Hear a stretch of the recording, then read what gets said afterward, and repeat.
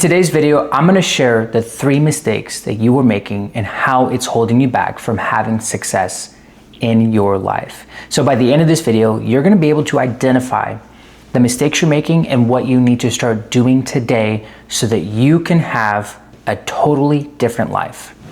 So if you're a Christian man and you're living the same life, repeating the same years, living paycheck to paycheck, and you're just tired of not seeing results in your life, you're just not happy with where you are, then this video is for you.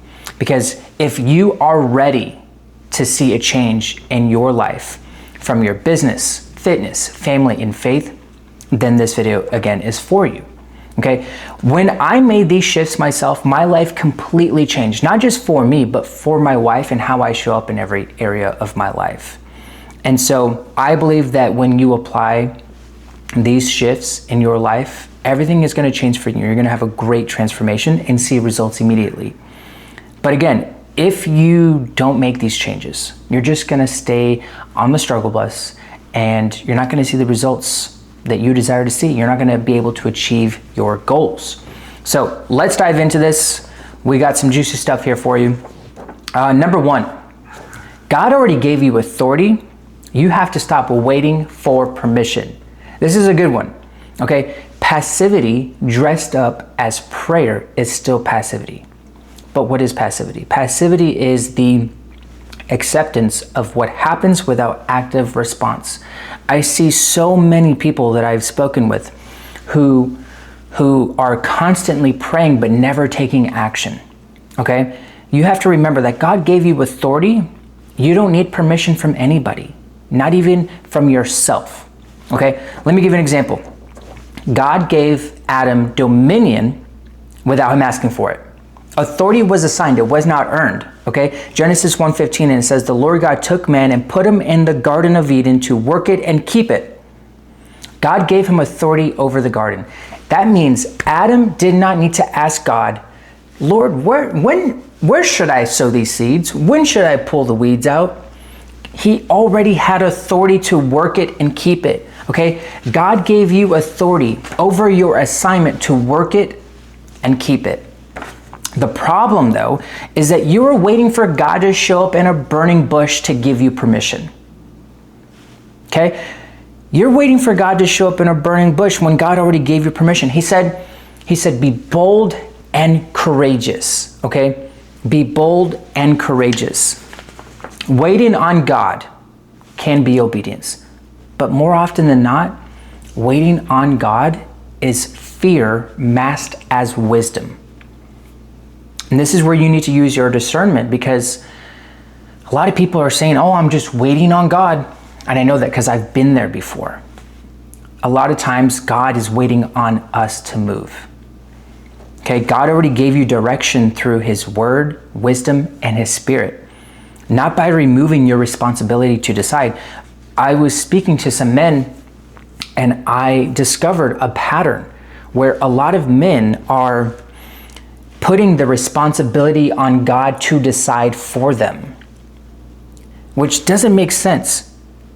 Because again, God gave you authority. But the reason is if they fail, they can just say, well, God's timing is perfect and it wasn't God's timing, or God closed this door. But there's an issue with that. And we'll talk more about that in number 3. But the reason you're afraid to make decisions and the reason you find yourself waiting for permission is because you're afraid of making the wrong move. That's the root of this. You're afraid of making the wrong decision. But remember this, God can only course correct a man who makes decisions, not an idle man. Okay, 2 Timothy 1:7 says, for God did not give us a spirit of fear, but of power, love, and self-control.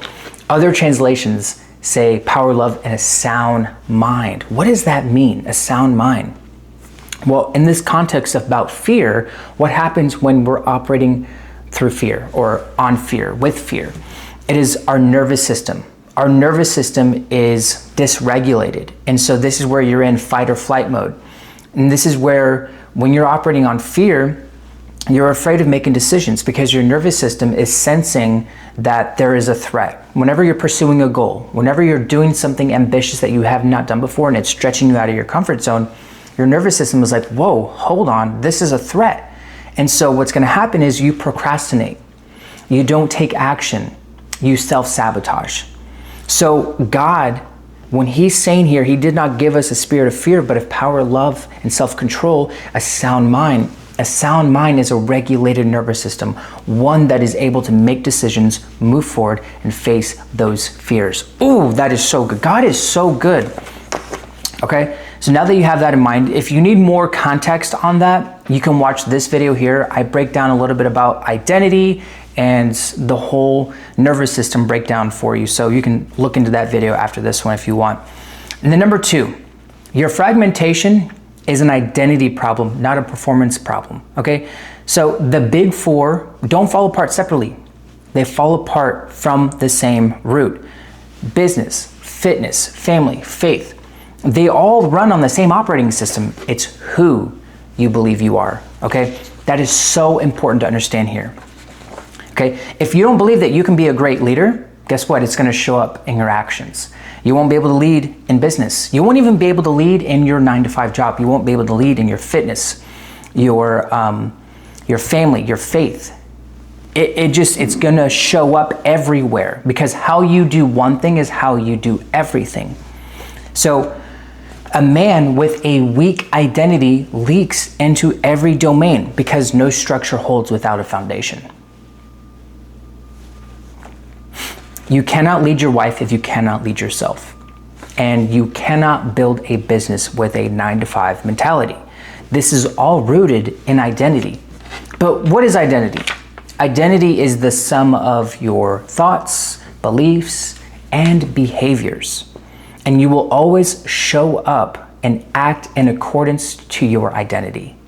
Okay, are you seeing the pattern here? See, the problem is, you're trying to fix the symptoms, which is the 4 domains. If you're not happy in your job, what do? You get another job. You're not happy with with where you are in life, you start trying to fix the symptoms. The problem is you're not treating the actual disease, which is the unclear identity. You don't know who you are and who you need to be. If you're not happy in your marriage, business, family, faith, you need to act like a different person. This is where identity comes in. You need to act like a different person because clarity of identity creates consistency of action. And this happens across all 4 domains. So it's about becoming the man who can do the thing. So for example, if you want to lose 20 pounds, you want to get shredded and have abs, okay? You need to act like that man as if you already have it. Because when you think about it, somebody who has abs, who's jacked and shredded all year round, what do? They work out a minimum of 3 times a week. They eat high protein meals. They drink a lot of water. They reduce the sugar and junk food. Okay, those 4 habits alone will get you the results if you start acting like that person right now. Okay, it's the same thing for every area of your life. If you see a happy couple who's married and who's been married for 25 plus years, you need to act like him right now and you will have the results, okay? Proverbs 23 verse 7 says, "As a man thinketh in his heart, so is he." What you believe about yourself is how you will show up and express yourself. It all stems from your identity, okay? If you're not happy with where you are, you need to change your identity. Which leads us to number 3. Leadership is a decision you make before you have all the answers. This is where it kind of tied into number 1, okay? Perfect clarity is not a requirement for bold action. That's so good. Okay, we see this actually in the Bible. There were men who took action before they had answers, before they had anything, right? So we actually see a great example of this in the book of Genesis. Abram was a great example. Genesis 12:1 says, "Now the Lord said to Abram, go from your country and your kindred and your father's house to the land that I will show you." What do we see there? Abram and Sarai had to walk faithfully first before knowing where they were headed. They had to take that leap of faith. God didn't say, hey, this is where I'm taking you, so I want you to start walking there.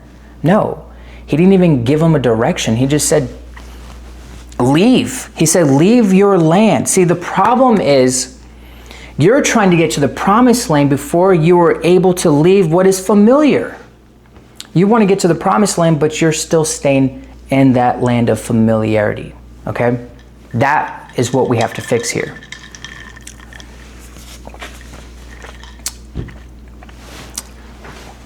Here's the thing. Waiting for perfect conditions is how you kill your confidence. Waiting for perfect conditions is how you kill your confidence. Because when you are afraid of making decisions, when you're afraid of making the wrong move, you are slowly but surely killing your confidence to decide in any area of your life. And this is where it's so important to learn how to make decisions quickly and be okay and be comfortable even if you are wrong. Because remember, God is only able to course correct a man who makes a decision, not an idle man. Okay, the people that you admire most did not have it all figured out. They decided who they were going to be and acted from that place. Okay, stop managing the fear of being wrong and start leading through it. Proverbs 16 verse 9 says, the heart of man plans his way, but the Lord establishes his steps. What do we find here? We're seeing here that this implies that a man is going to plan his way. He's going to make plans. He's going to cast a vision. But it's the Lord who establishes those steps. But here's the thing you have to remember. Without planning and without movement, you're not going to be able to walk in those established steps. Without being able to walk in those established plans, you make the plan, you start executing, and the Lord is going to establish things. You need to focus on the inputs, the things, the daily habits, the daily inputs that will get you to the results that you desire. And then you have to trust God that he's going to make everything work out for your good, because that's who he is. That's what he does. I believe that when you apply these 3 shifts, your entire life will change, and it will happen so fast, because an identity transformation is the fastest way to change. So many people focus on behavior change first, but that doesn't work. In order to change your life, you have to change your identity. I really hope that you found this video helpful and that it resonated with you. Now, if you like this kind of content, you will also love the content that I send every single day at 5:30 p.m. Monday through Saturday. I send out a daily newsletter, a daily email, and I am focused on giving you value. I provide practical steps, principles, and tactics to help you become the man who is disciplined, self-led, and executes on his ideas so that you can lead in business, fitness, family, and faith. So if that's something you're interested in, click the link below and subscribe to the newsletter. Now, if you did find this video helpful, you're gonna find this video right here helpful, and you're gonna wanna watch that one. I break down Romans chapter 4, 20 and 21, and I share the 5 things that you need to identify to build faith while you wait for the promise God has for you. You're gonna wanna check that out. So I hope it blesses you. I'll see you in the next video.